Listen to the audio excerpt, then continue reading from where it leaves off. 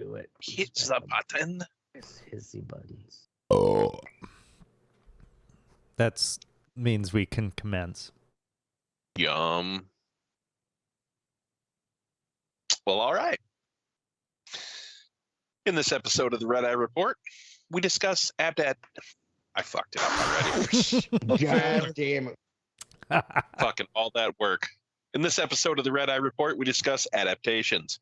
We find a better way to piss away our lives, and as usual, we butter our own goddamn biscuits. With me this week is the fluffy teddy bear. Teddy isn't a big fan of this show, right? You hate this show, don't you? I love this The show, the very show you helped Shows up create. every because week. it doesn't- Fucking hate it. You fucking hate it because it just doesn't follow the comic. We've also got the comic. Ashtray isn't worried about adaptations. He stays true to the values and morals that have shaped his existence: drugs and dancing. Yes. Then there's the all-seeing Oracle. A lot of people don't know this, but he was the first man in America to adapt a pornographic film into a Broadway play.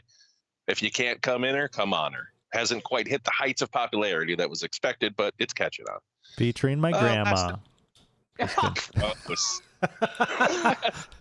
Last and least, Nana Oracle. the only thing I've ever adapted was a hot dog into a hot log, and this is the Red Eye Report. Nice. And somehow it got bigger. Right? Gross. All right, so an adaptation obviously is just a work of, I guess it doesn't have to be fiction, a work of a creation and of art made into something else, right? Adapted from that thing. Yeah. So we're going to start with films. That's the most obviously adapted thing, is from books to films. Yeah. And books, I assume they're the most popular because, for one, they're fucking, there's so many of them, but two, it's So many different in books. everybody's head. You know what I'm saying? Like, you're the one that Oh, yeah. Yeah. Before we get into this topic. about Philippe the Badger, the undocumented badger, said here by Greg Abbott, on the last bus to One-way North. Shit, but anyway, he needs help, man.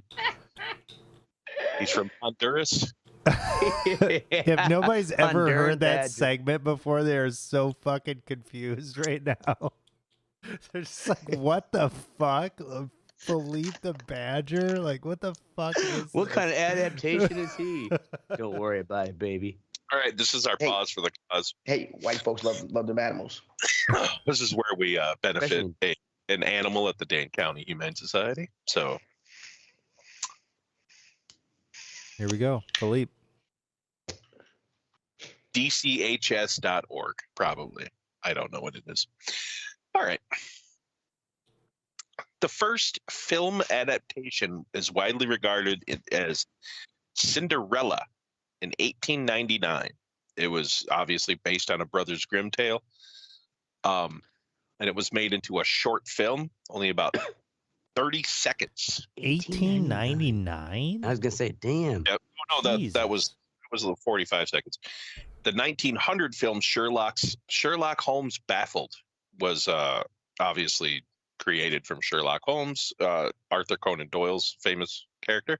That was a 30-second film intended to be shown like using a Mutoscope, one of those fucking hand crank things. Sure. Can you imagine that shit, like sitting there, like being like, "This is the most amazing thing I've ever seen."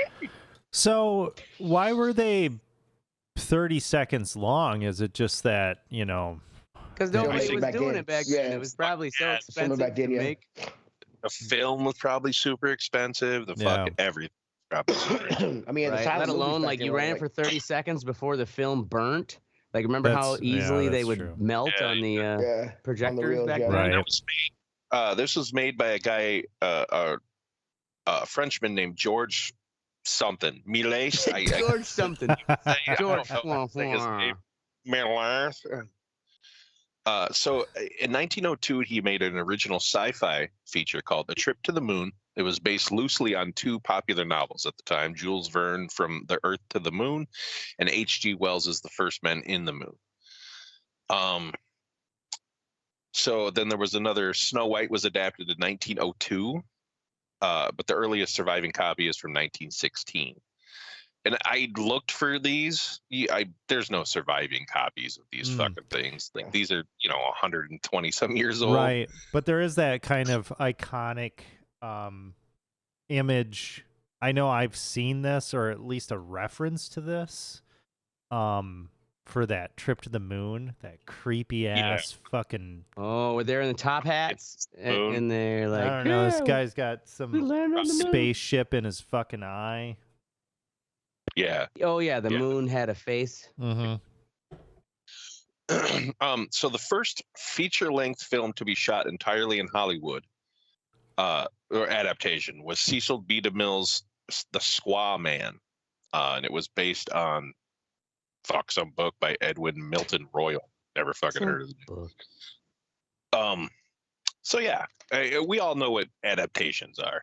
So let's talk about the biggest ones. What do you guys think is the biggest film adaptation of all time? Well, shit. I mean, you got the I think the biggest adaptations probably from book to film, because it's always classic stories start on books, right? And go to film. I'm sorry, what'd you say? I'm sorry, I was looking something up. What'd you say? I didn't hear you. You fucking bastard. I'd say like all these adaptations for the most part are probably always adaptations of book stories to film. Yeah. Right? Because all the classics started. Absolutely.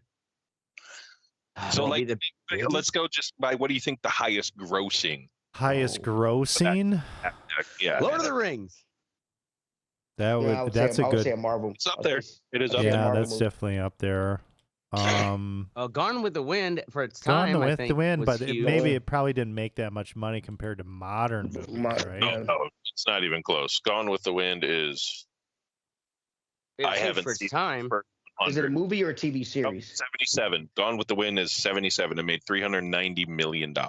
Well, I believe it was though based off of a novel. It was, yes. These are all everything. Okay. Let's Just see, the top 100. adaptations. I don't know. What is it? You're probably not going to get it. Yeah. Not gonna get the biggest one. It's Jurassic World from 20. Taylor Swift. Jurassic World? World? The Michael Crichton. It was a good book. Jurassic Park is number 6, the original one that made over $1 billion. But the biggest was World, Jurassic 1.7 World. billion. Yeah. Holy shit! The Chris number 2 Pratt is one, right? No, Jurassic World. Oh, really? Yeah, that's Yeah, Chris that was Jurassic Pratt, World. man. Yeah. Fucking Chris Harry Pratt, man. Potter. He's like he's the new Dwayne Rock Johnson. They just throw him in there and fucking make. No, he's not.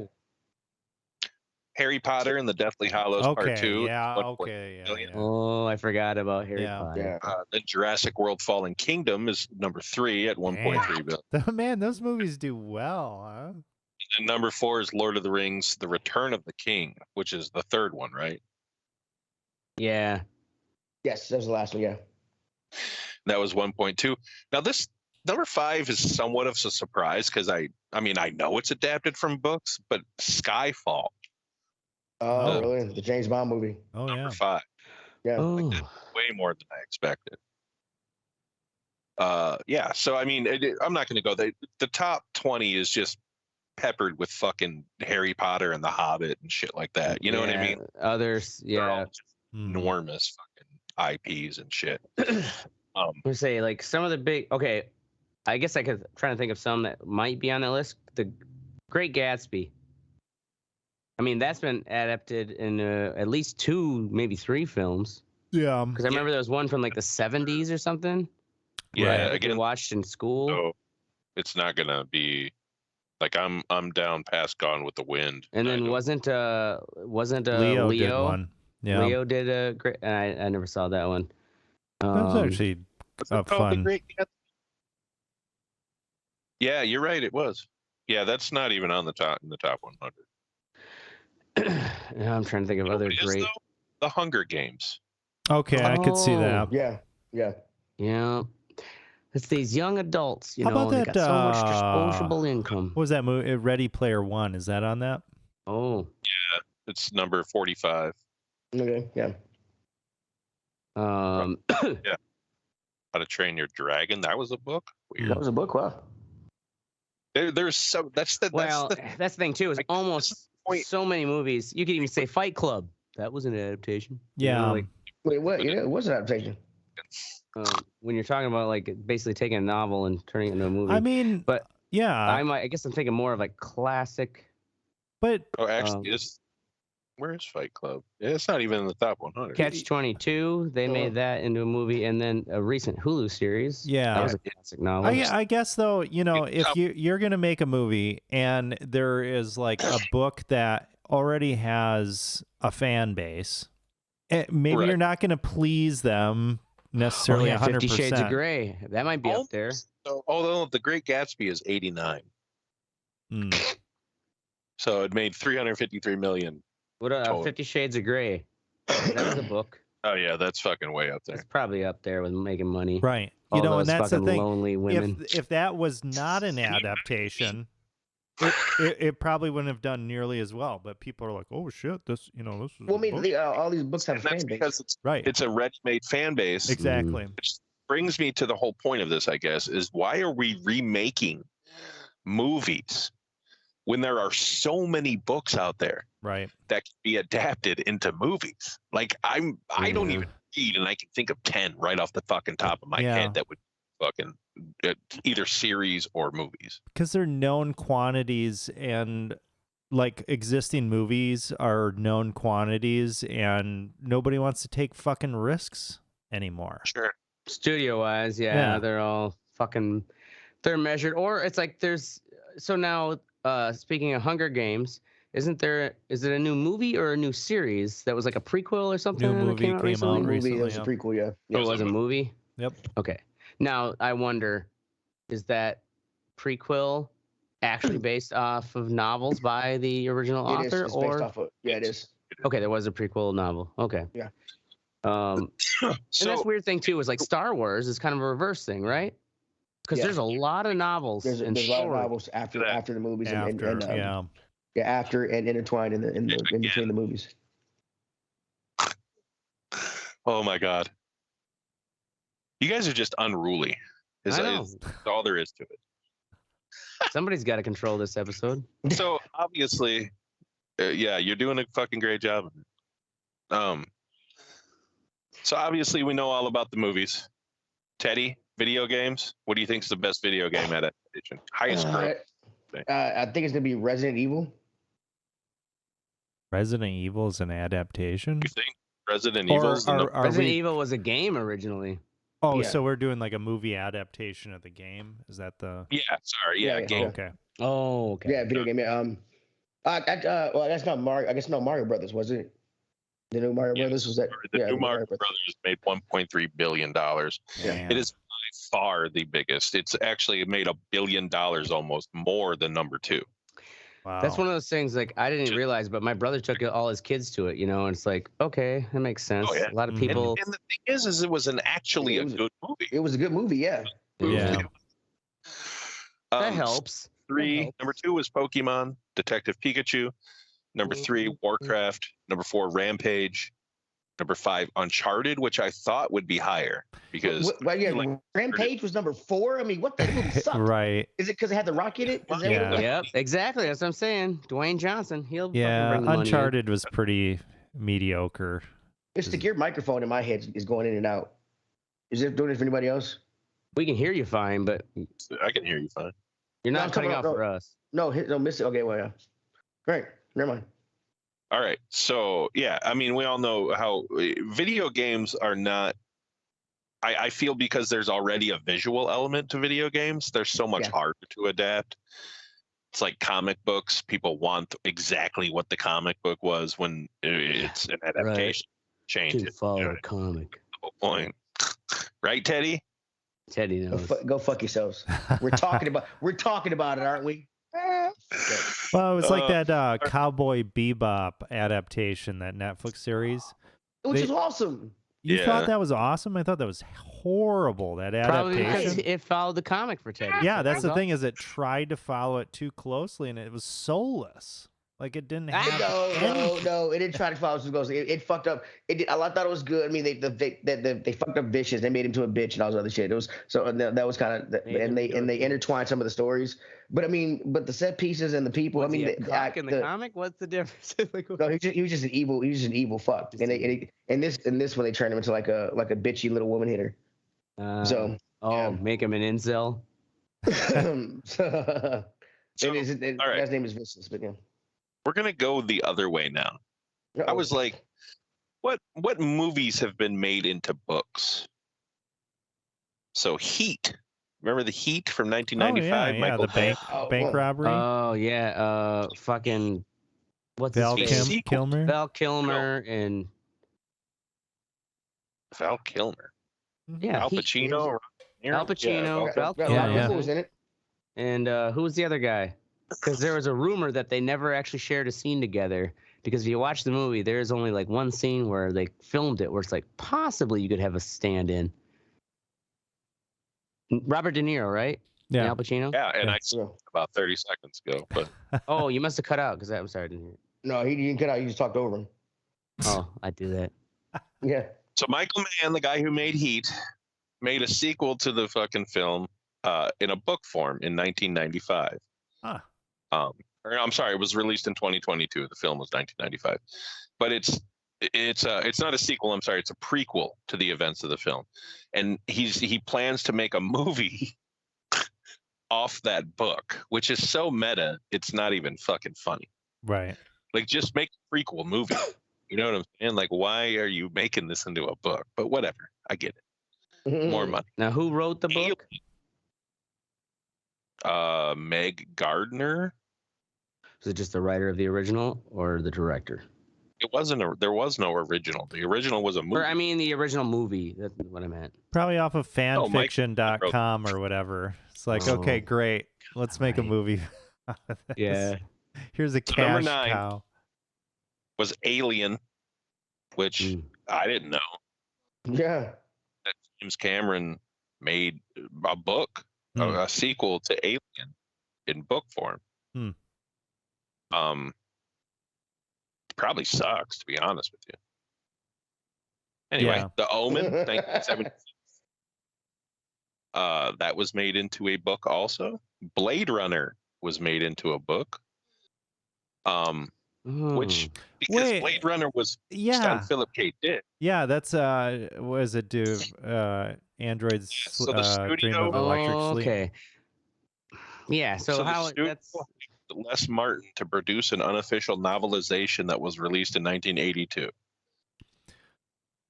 So they literally made a book of a movie that was based on a book. Right. although that movie is based very loosely on Philip K. Dick's book. Although, I mean, Philip K. Dick, his shit is so like batshit crazy. Yeah. Like you can't even. You can easily interpret it. Yeah, you can interpret it in so many different ways too. Well, and then Dick's friend K.W. Jeter, he began making a series of Blade Runner novels starting in 1995, and actually Blade Runner 2049 is based on Blade Runner 3 Replicant novel. It was a that he wrote. Wow. So 2001, A Space Odyssey, that was made into a book as well. Well, that Arthur C. Clarke worked on that, right? Arthur C. Clarke? Yeah, yes, didn't he work on the original? He actually worked on it with Kubrick. Yeah. So it was based on the Sentinel, which is a Clarke work. But he did, in 1992, created a 220-page novel called 2001: A Space Odyssey. It's actually sold 3 million copies worldwide. E.T. was made into a book. Yeah. Which again was really kind of weird. Yeah, kind of weird. It was by William Coswinkle. I guess he wrote another book, a cult novel called The Fan Man. What year did the E.T. book come out? So I assume the same year as the movie. Yeah. Or shortly after. I think so. Because I remember as a kid, I read the book Independence Day. You know, it was like, of course, they made a novel. Oh, yeah, they made, movie, you know, like they do that all the time now. Yeah, they had the movie cover on sequel.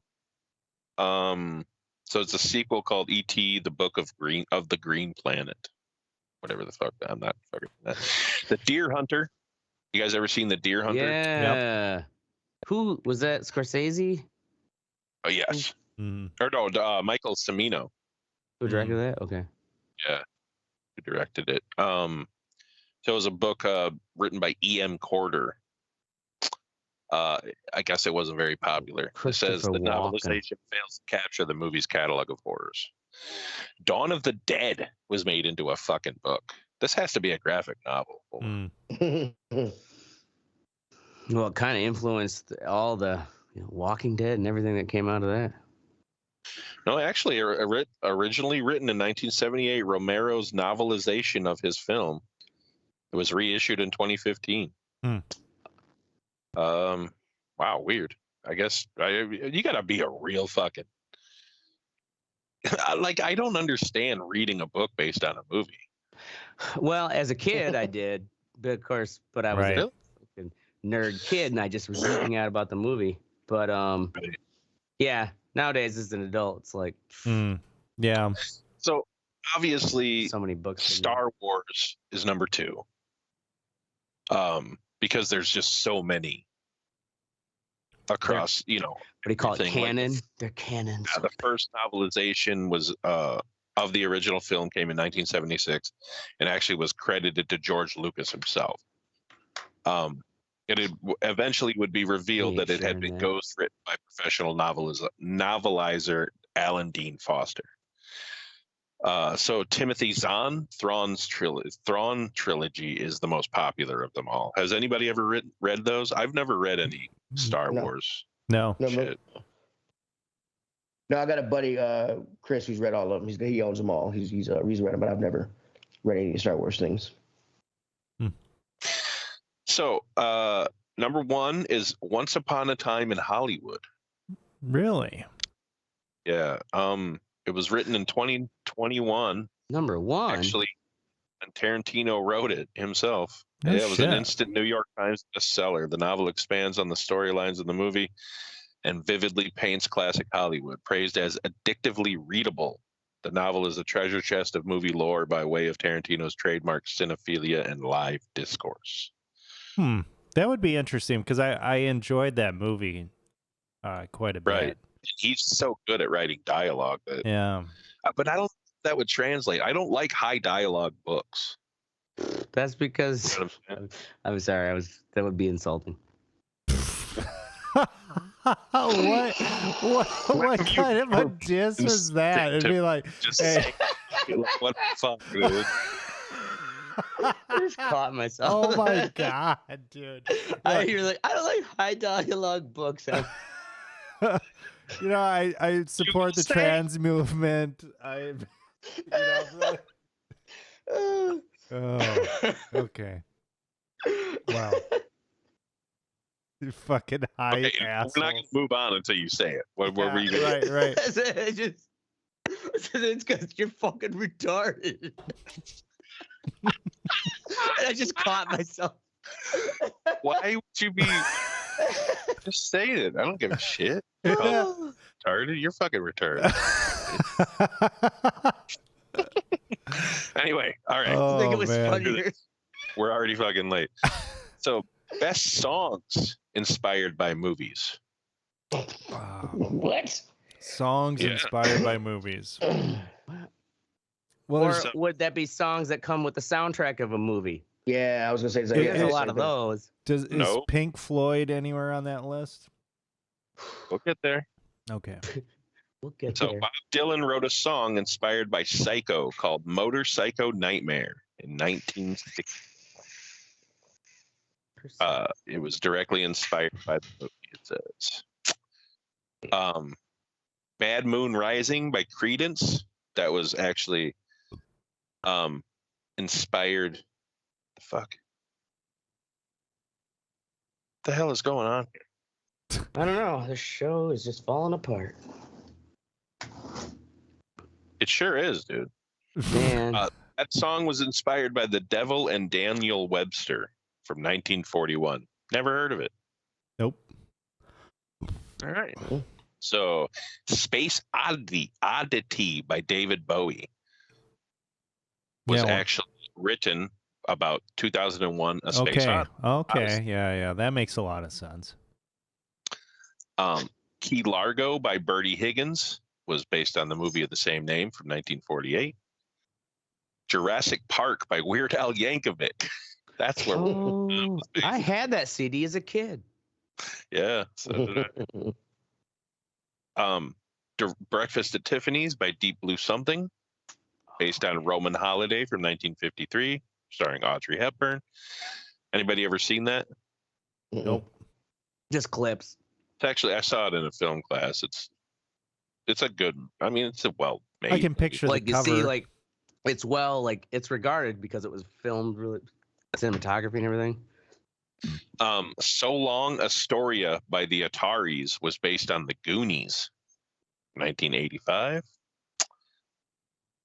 Never heard of So Long Astoria. Anyway, Matilda by Alt J was based on Leon the Professional, which is Natalie Portman's character in Leon the Professional.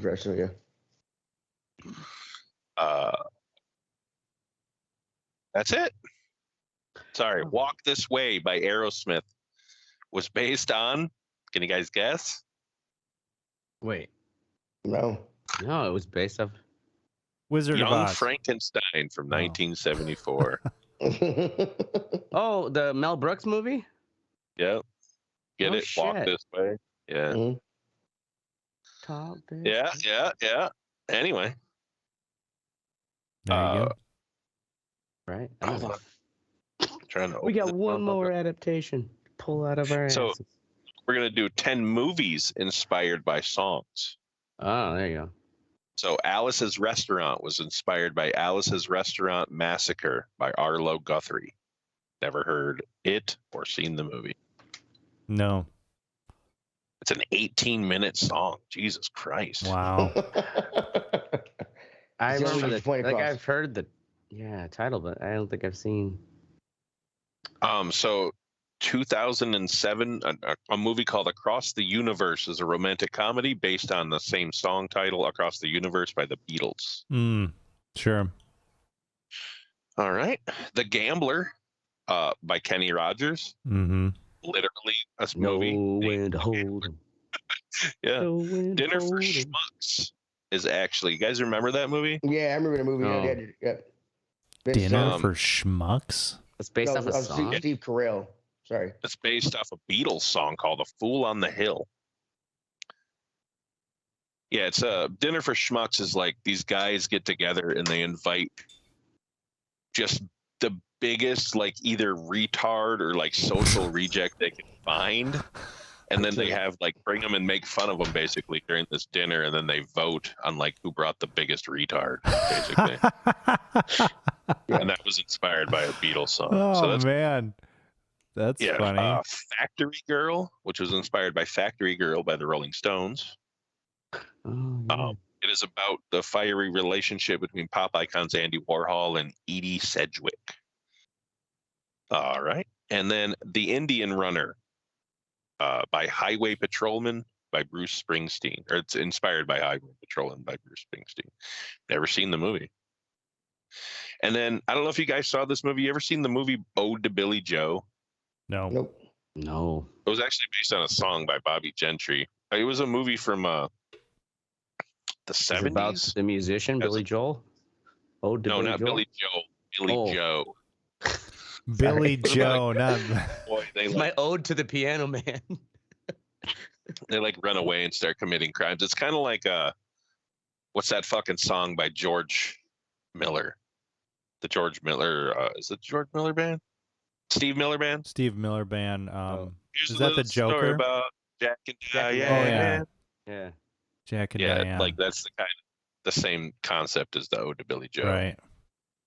Right. So The Hitcher is actually based on Riders on the Storm by The Doors. Oh, really? The Hitcher from the 80s. I don't know if you guys ever saw it with Rutger Hauer. Pretty fucked up movie. Scary ass movie, to be honest with you. I like the song. And then The Night the Lights Went Out in Georgia, based on the song of the same name by Vicki Lawrence. And then this one, Brazil by Aquero do Brasil by some dude, Ari Barrasso. So it's a 1985 Terry Gilliam feat. Have you guys ever seen the movie Brazil? It's fucking batshit crazy. Yeah, exactly. It's called Brazil. So, I've never seen it. It's basically the song is a vibrant Brazilian folk ballad, but the movie is like a dark comedy about a dystopian, like, fucking society. And I don't know how. I've never heard the song, but like for that to be based off a song is just weird. That song's got to be fucking weird, right? It's got to be like some extreme jazz shit or something like just makes sense. Because the movie made no fucking sense most of the time, in my opinion. Yeah. All right, and the last thing we're going to talk about is I found this to be super fucking cool. Stephen King, which is the most adapted author in history, actually has what's called the Dollar Baby. It's an arrangement for people who so he retains the rights to his work, but you can buy it and create a work of it. But for many of his short stories, there's like fucking, I don't even know how many. Can you 20 say the title again of what this term is? The Dollar Baby? Oh, yeah, Dollar for Baby. For $1, he will sell you the adaptation rights to one of his short stories. And there's a couple stipulations. You can't like hold on, where is it? So King explained his introduction, blah blah blah. So he said college students for the most part started writing me about the stories I'd published, first in Night Shift, later in Skeleton Crew, wanting to make short films out of them. Over the objections of my accountant, who saw all sorts of possible legal problems, I established a policy which still holds today. This is in 1977. I will grant any student filmmaker the right to make a movie out of any of my short stories I have written, not the novels. That would be ridiculous. So long as the film rights are still mine to assign. So he signs, basically he just has them sign a contract. They can make the thing, and they send him like the finished copy, and he like signs off on it. You know what I mean? Like, and then they can take it to festivals, or do whatever the fuck they want to it and shit. And he still retains the rights. He can make an adaptation if he wants. Obviously, it's his work. You know what I mean? But he'll sell it to them for $1 and let them do it.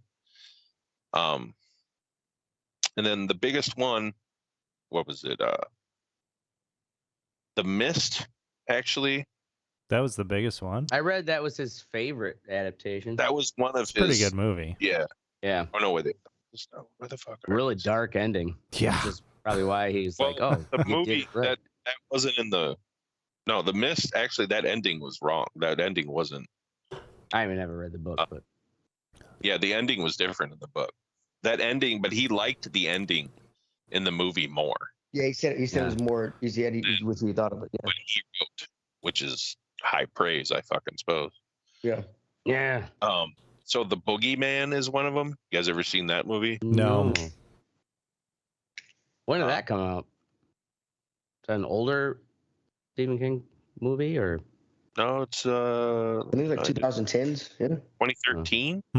Yeah. Don't remember that So, one. yeah, there's a ton of them here. There's fucking. I've never really heard of any of them. I guess that would be the biggest one. Mute from 2020. Sleep? Wasn't that Mute? No, never heard of that either. I know The Running Man was based on a short story of his. Yeah. Another one Oh, called The Walk is being adapted, which is my favorite by his. Yeah. That fucking book, that short story was fucking brutal. There's the one Creep Show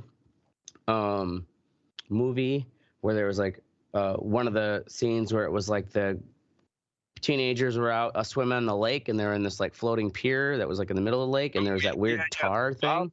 The blob. Yeah, that blob. That was a Stephen King short story. Oh, was it? Okay. Yeah, that's fucking. It's cool. So those are the ones made since 2000. Hold on. Oh, here we go. 1982. The Boogeyman was the original one. That was the one he's talking about. Woman in the Room, The Lawnmower Man, 1987. That's got to be the highest grossing. Yeah. I didn't know as a kid. I didn't know that was a fucking. I didn't either. Yeah. But I remember as a kid, like they with the VR effects, the VR effects they had in the. Yeah. I bet that shit doesn't hold up too. Well, and wasn't that like 1994? Oh, 87, you just said, right? 87. Yeah, it's 87. The Lawnmower Man movie was in 87? Yeah. Jesus, I thought that was a 90s film. No shit. But it says this might just be some kid made it, you know what I mean? And maybe the Lawnmower Man is an actual, like, this is pretty vague shit right here. I'd have to look it up. Yeah, anyway, Lawnmower Man film series. Okay, 1992 was the first. Oh, 92. Cool enough to send that or sell that shit to people who want to practice on something good. You know what I mean? That isn't like if you don't know how to write and shit, but you want to be a filmmaker, you fuck. I'll pay you. Well, adapt and one of his ultimately, so much of art is just taking other people's creative ideas and putting your own spin on it. Yeah. Yeah. That's why when people talk about derivative music, dude, everything is derivative now. It's all been played. It's all been done. Mm-hmm.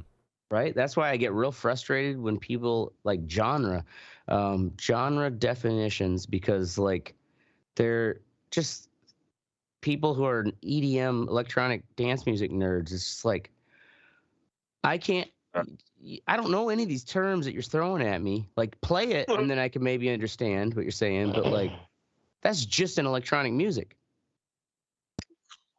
All right. Fucking so retard. Anyway, what's your guys' favorite?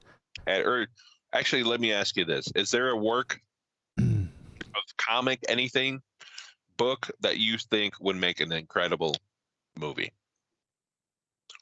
It hasn't already, I guess. Yeah, that hasn't already.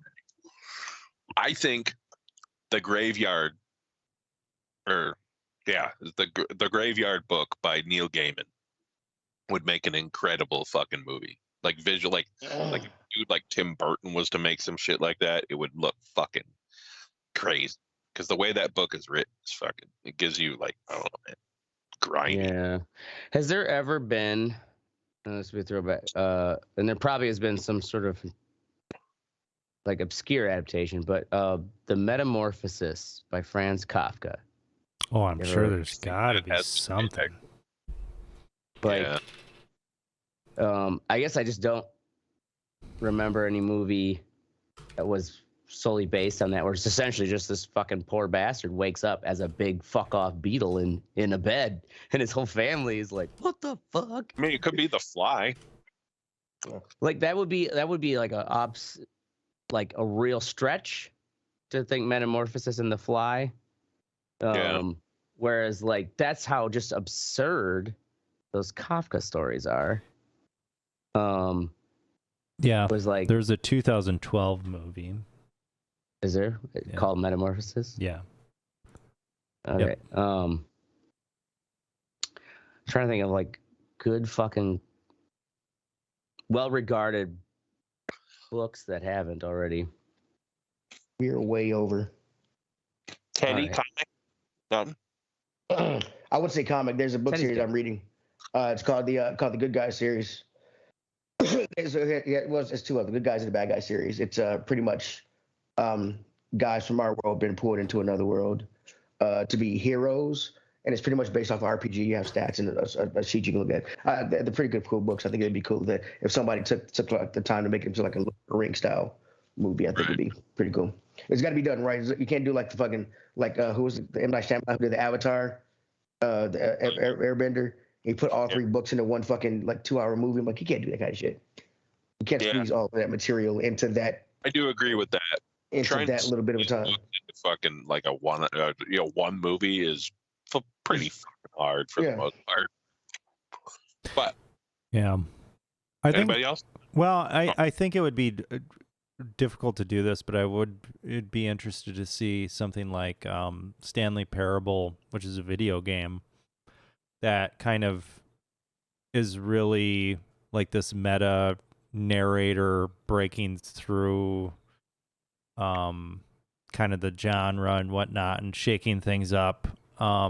If that could somehow happen in film and not like to break that mold, like, oh, well, we're going to make this film adaptation and it just has like a very like formulaic feel to it. And somehow that could be broken out where it just like totally surprises you. You're just like, holy shit, what the fuck am I watching here in a novel way? That would be cool. I find a lot of times, with these adaptations and things, it's just, there's a formula. Things are told in like 3 acts and like that Uncharted movie or whatever. And it's just like, it's all right, but whatever. It's kind of, we've seen this before. So you're a fan of alternative like storytelling? I think if I'm going to invest my time, like if it's just kind of a fuck off thing that I don't want to think about it, it's like, okay, whatever. But if I really want to intensely, I want to be surprised or be like, holy shit, that's kind of cool. That's weird. Did you like Sandman? Did you watch Sandman? I didn't watch Sandman. Oh, that's really good. No, is that an HBO series? That was Netflix, actually. Mm. That show was pretty good. Yeah. All right. We're moving on to the What's Sexy, where we tell you what's sexy and you fucking listen. Oracle. Dolphin fucking. I'm going to pee. Yeah, so Dolphin is a... Fuck these dolphins. I got to piss. Right. You got a piss boner. Dolphin is a GameCube and Wii emulator.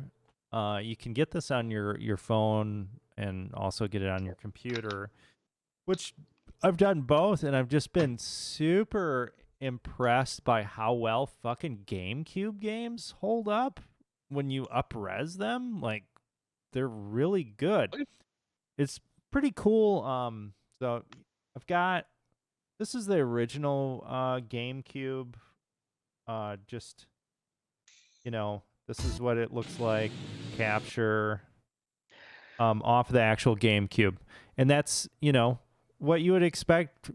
Not too bad. Pretty good frame rate and everything, resolution. But when you up-res that to 4K, it's just... Yeah.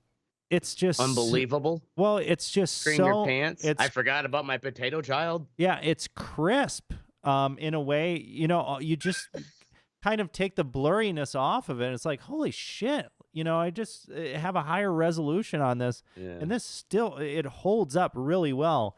And honestly, on a lot of these games, I don't know if I just walked into a room if I would be able to tell the difference between a GameCube game and a Switch game, which is kind of fucking crazy because there's like 20 years between those two systems. Oh, shit. And yeah, it's really kind of impressive.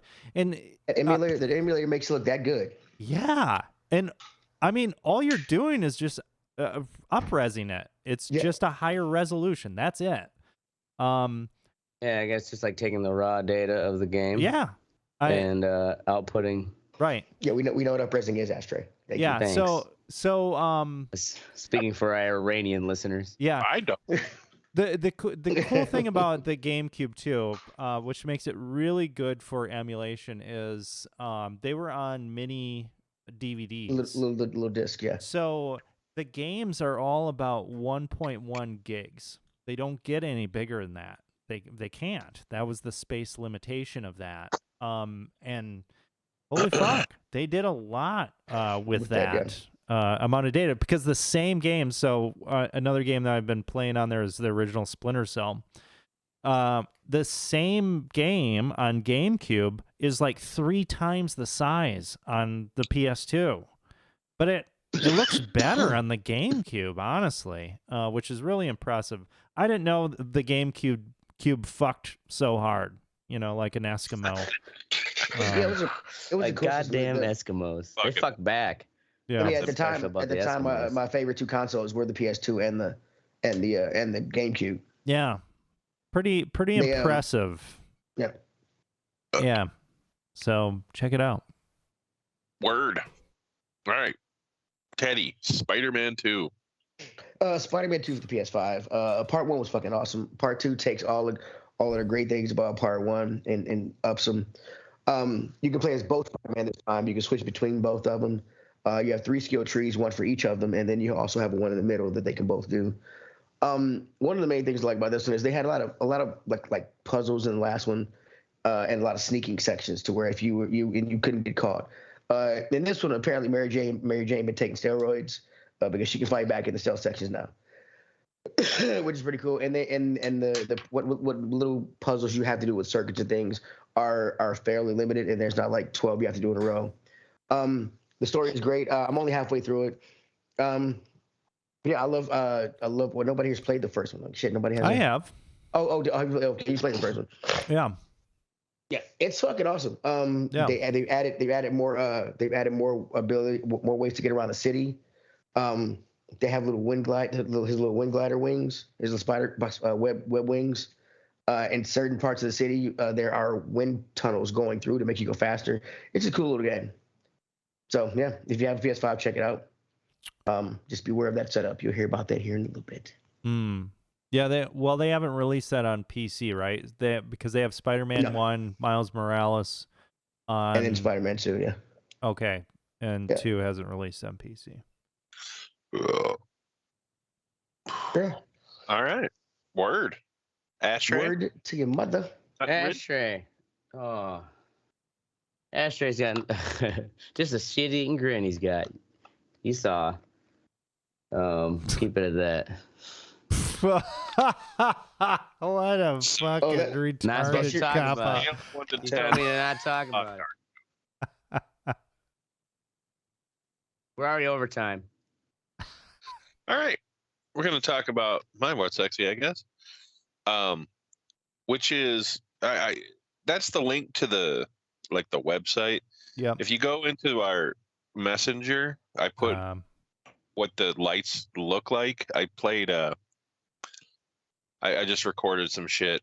My kids got this for me.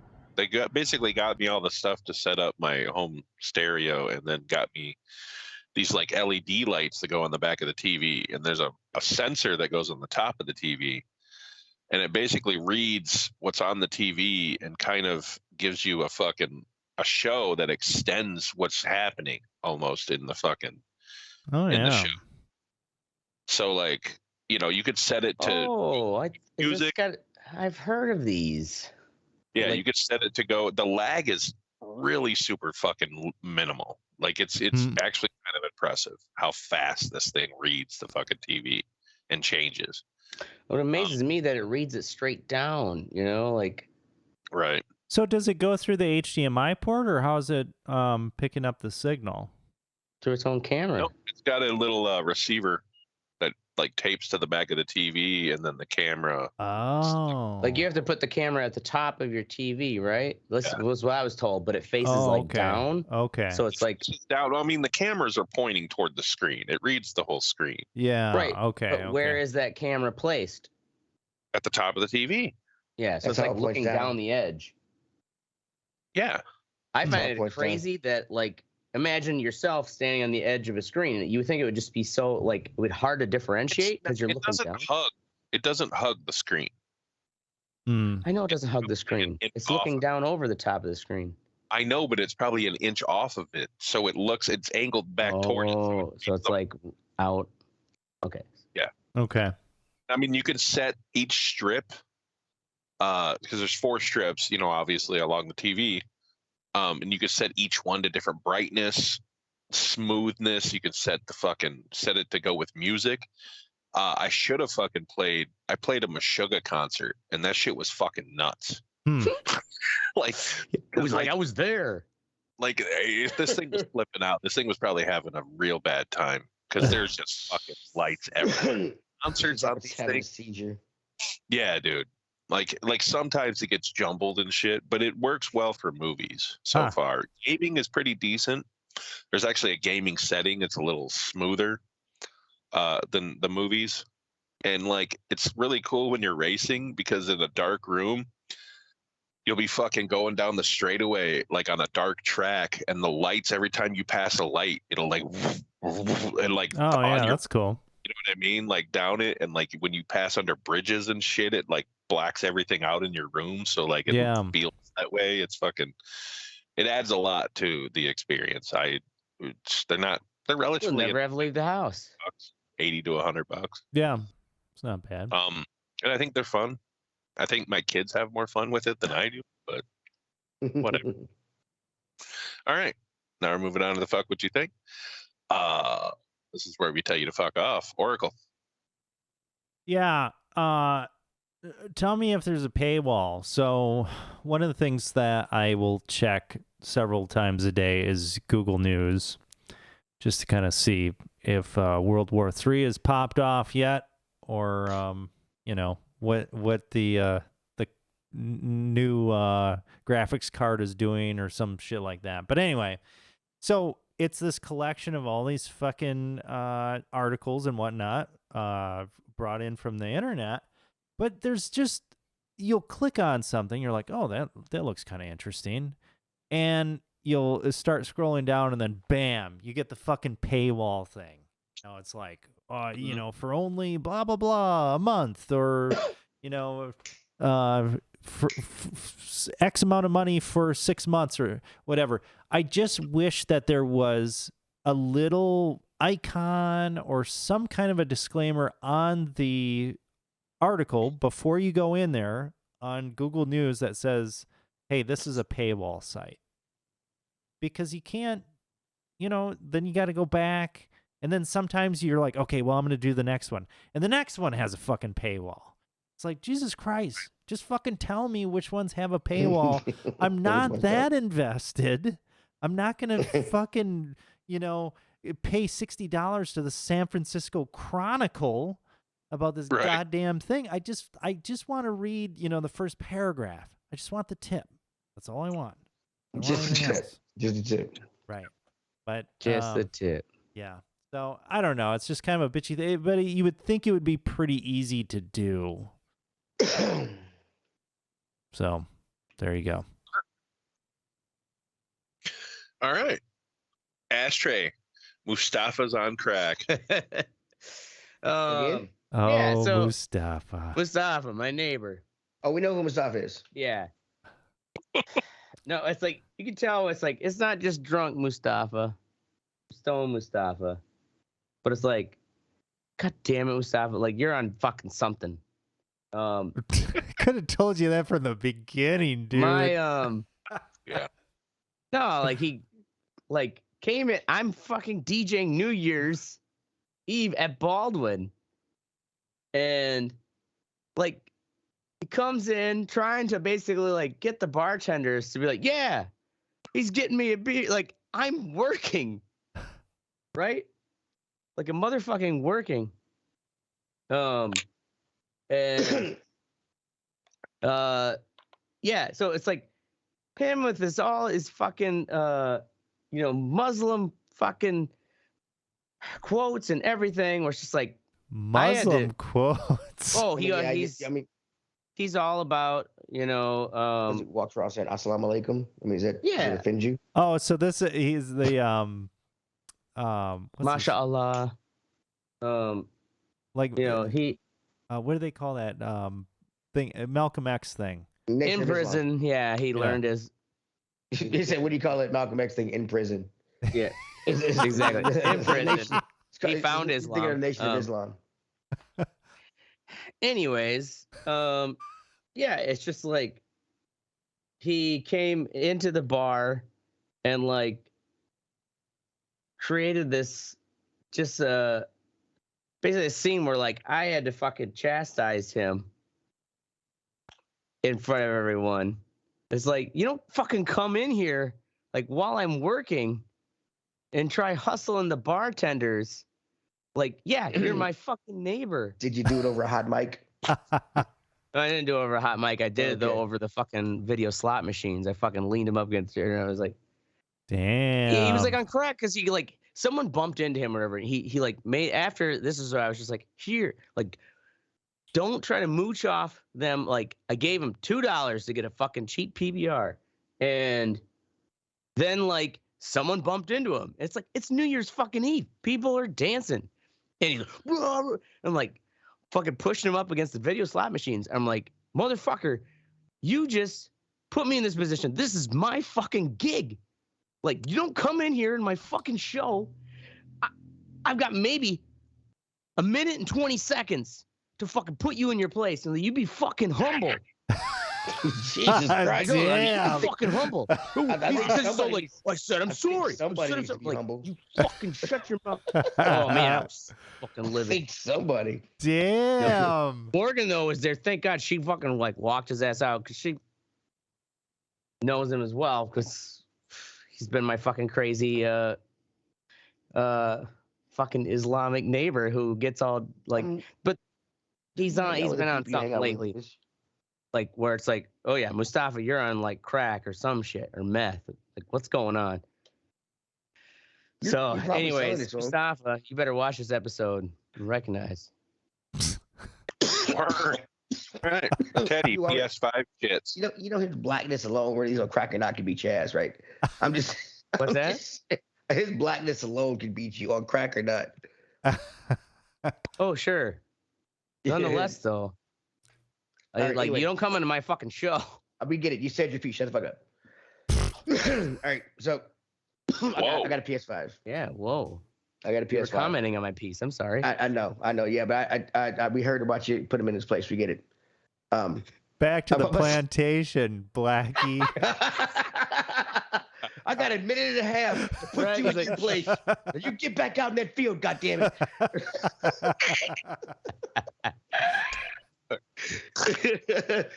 Okay, anyway. Okay, all right. So I bought a PS5. And I So I bought a PS5. I bought a Video PS5. games. So I bought a PS5. And I brought the bundle, and when I usually buy other bundles of consoles that I've bought in the past, the game usually the game either comes with it or there's a way for you to download it, and the console actually when you set up, that was not there for this. There was a little slip of paper inside the box What? that I would have missed that I would have missed had I thrown it up. Right. I had to scratch it off, go to the fucking thing, redeem the code. Okay, I'm like, okay, fine, cool. That's weird. Fine. I'm setting it up. I put it online. And then I started downloading the game. The game's 110 gigs, Spider-Man 2. Holy fuck.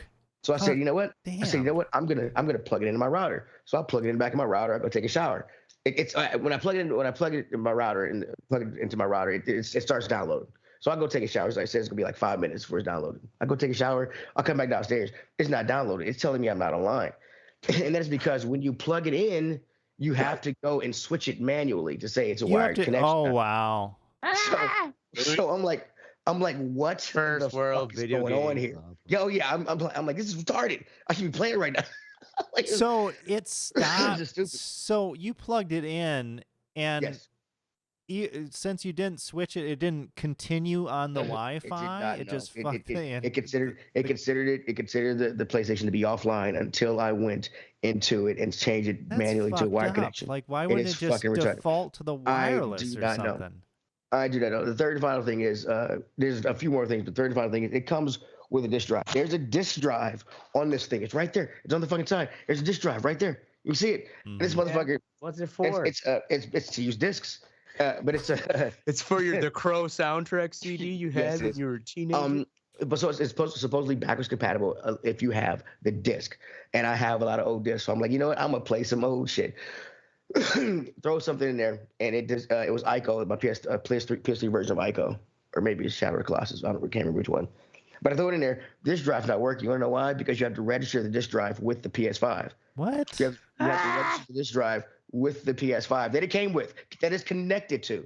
Like, You mean I'm like, you have to what is going on? register it. Dude, that's what the screen said. I don't The fuck? Wow. It was just, these are things that with this day and like this with the console, This is this why I haven't used a expensive Sony in this day and forever. age. I don't That's understand why crazy. they're making this difficult. Right? I mean, That's it's That's the just, whole. Sony has way too much proprietary bullshit. Yeah, that is the whole Then- point yeah, of 'cause they buying a want people to goddamn not steal console. the drives out or some shit. So it fucking works out of the box, and you don't have to think about it. I mean, that's kind of the deal. And the trouble you guys go through to play video games. I know, it's horrible, man. You know, I don't know how you guys keep playing them. You know, I gave them up a long time ago, but you guys are addicts. I feel like Jesus carrying a cross. Says the guy on crack. We're addicts. Somebody's got to play this game long enough to bitch about it. Right. This cross-eyed bear. I'm last and least. Aaron Rodgers, sincerely, fuck off, dude. Explain this dynamic. He went on Pat McAfee and basically said that when the list comes out of Epstein, like all the people that were on Epstein, you know, on his island or his blah blah blah, that Jimmy Kimmel was going to be on. Yeah. So fucking Jimmy Kimmel tweeted at him and actually called him asshole, but with 2 A's, which is just brilliant, right? Yeah.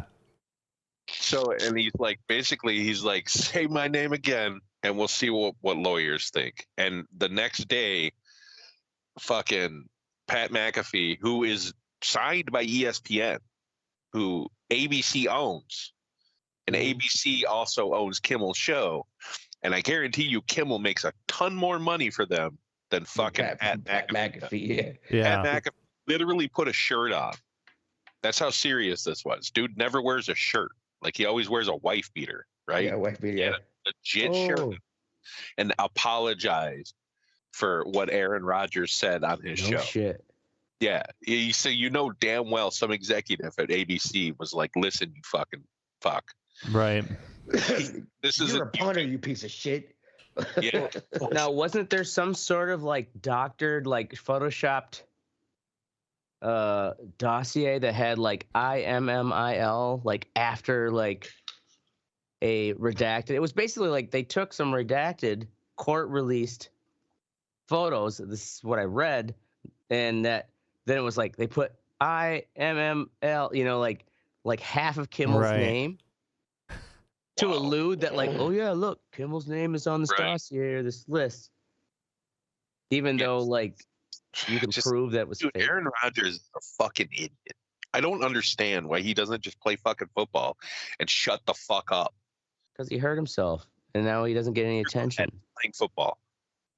Other than that, you're a fucking idiot. He's one of. Oh my god, dude. Oh yeah. I fucking hate him. I don't understand why people would like this guy. Someday he'll have his own volleyball scandal and fucking floppy dick pic. Exactly. Want to see penis? Oh, yellow dick. Oh, yellow. Yeah. God. Remember that episode? Oh, yeller. Come back, yeller. Of course, as stupid as he is, he's still not as bad as fucking Favre. Like, Favre literally built a fucking state out of money. You know what I mean? And then like, oh yeah, yeah. And I was saying, like, Aaron Rodgers will soon have these scandals, and now what we have to laugh about is that when we're on our 750th episode or whatever, we're going to talk about all the scandals that Jordan Love. Oh yeah, got into. Yeah, he's going to be like, oh my God, did you hear he transitioned just for a movie and then transitioned back? Anyway, all right. In all seriousness, go fuck yourself, Mustafa. Yeah, that's our show. We're going to be here every Thursday night at 10 p.m. Make sure you join the conversation at theredeyereport.com or facebook.com/the Red Eye Report. You can also, never mind. I'm Mr. I'm Markle. This is Ashtray. And I'm Teddy. And that's the Red Eye Report. Boom. Biggity.